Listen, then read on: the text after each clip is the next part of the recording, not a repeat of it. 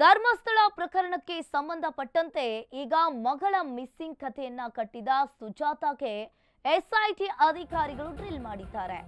ಮಗಳ ಮಿಸ್ಸಿಂಗ್ ಕತೆ ಕಟ್ಟಿದ ಸುಜಾತಾಗೆ ಎಸ್ಐಟಿ ಡ್ರಿಲ್.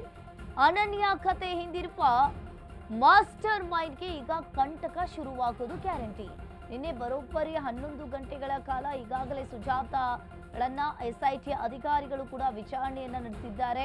ಇನ್ನು ಎಸ್ಐಟಿ ಅಧಿಕಾರಿಗಳ ಪ್ರಶ್ನೆಗೆ ಸುಜಾತಾ ಭಟ್ ಕಕ್ಕಾಬಿಕ್ಕಿಯಾಗಿದ್ದಾರೆ. ಕೇಸ್ ವಾಪಸ್ ಪಡಿತೀನಿ ಅಂತ ಹೇಳ್ತಾ ಇರುವ ಸುಜಾತಾ ವಿಚಾರಣೆ ವೇಳೆ ದಾಖಲೆಯನ್ನ ನೀಡಲು ದೂರುದಾರೆ ಒದ್ದಾಟವನ್ನ ನಡೆಸಿದ್ದಾಳೆ. ಇನ್ನು ಒಂದು ರೀತಿಯಾಗಿ ಇಲ್ಲಿ ಮಗಳ ಮಿಸ್ಸಿಂಗ್ ಕಥೆಯನ್ನ ಕಟ್ಟಿದ್ರ ಸುಜಾತಾ ಭಟ್ ಅನ್ನೋದು ಪ್ರಶ್ನೆ ಮೂಡ್ತಾ ಇದೆ. ಹಾಗಾದ್ರೆ ಈ ಅನನ್ಯ ಭಟ್ ಯಾರು? ಅನನ್ಯ ಭಟ್ ಇದಾಳ ಅಥವಾ ಇಲ್ವಾ?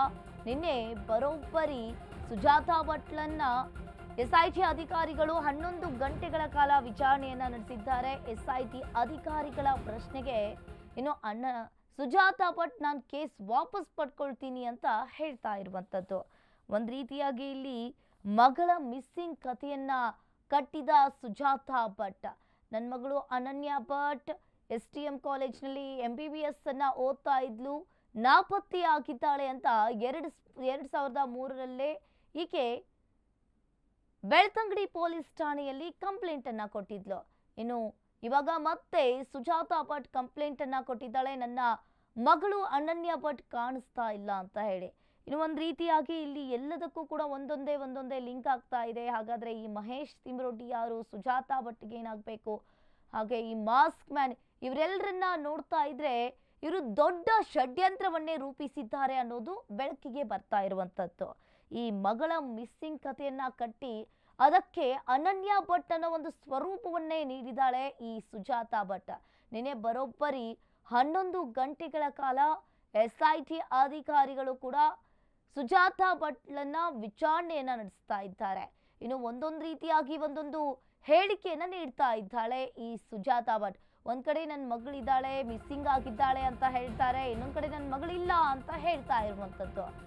SIT ಇಂದ ಇನ್ನು ಮತ್ತೆ ಸುಜಾತಾ ಭಟ್ ವಿಚಾರಣೆ ದಕ್ಷಿಣ ಕನ್ನಡ ಜಿಲ್ಲೆಯ ಬೆಳ್ತಂಗಡಿ SIT ಕಚೇರಿಯಲ್ಲಿ ವಿಚಾರಣೆಯಾಗುತ್ತೆ.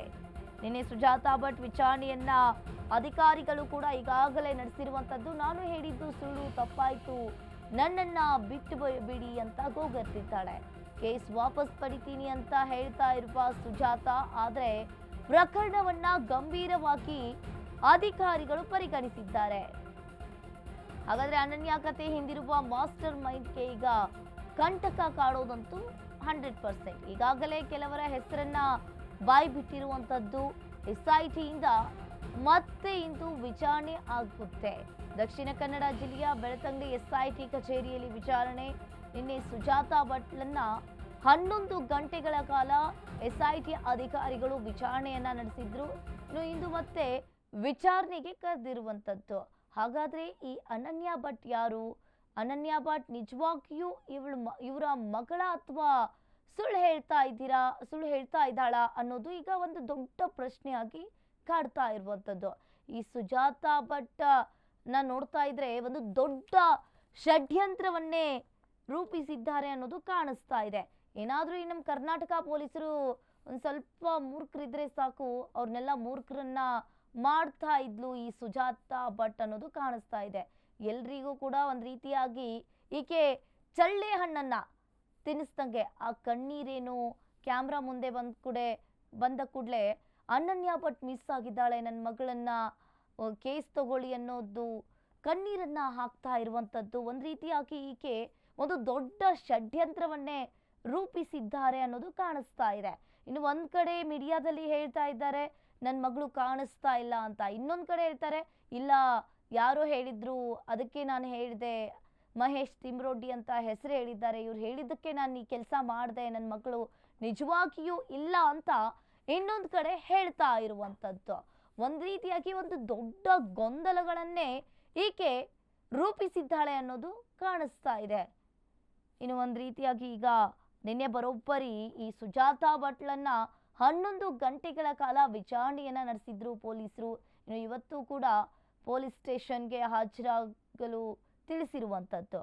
ಮಗಳು ಮಿಸ್ಸಿಂಗ್ ಕತೆ ಕಟ್ಟಿದ ಸುಜಾತಾಗೆ ಈಗಾಗಲೇ ಎಸ್ಐಟಿ ಅಧಿಕಾರಿಗಳು ಕೂಡ ಡ್ರಿಲ್ ಮಾಡ್ತಾ ಇದ್ದಾರೆ. ವಿಚಾರಣೆ ವೇಳೆ ದಾಖಲೆಗಳನ್ನ ನೀಡಲು ದೂರುದಾರೆ ಒದ್ದಾಟವನ್ನ ನಡೆಸ್ತಾ ಇದ್ದಾಳೆ. ಇಲ್ಲ, ನಾನು ಎಸ್ಐಟಿ ಅಧಿಕಾರಿಗಳಿಗೆ ನಾನು ದಾಖಲೆಯನ್ನ ಕೊಡ್ತೀನಿ ಅಂತ ಹೇಳ್ತಾ ಇದ್ಲು. ಬಟ್ ಇವಾಗ ಕೊಟ್ಟಿದ್ದಾಳೋ ಅಥವಾ ಇಲ್ವೋ ಗೊತ್ತಾಗ್ತಾ ಇಲ್ಲ.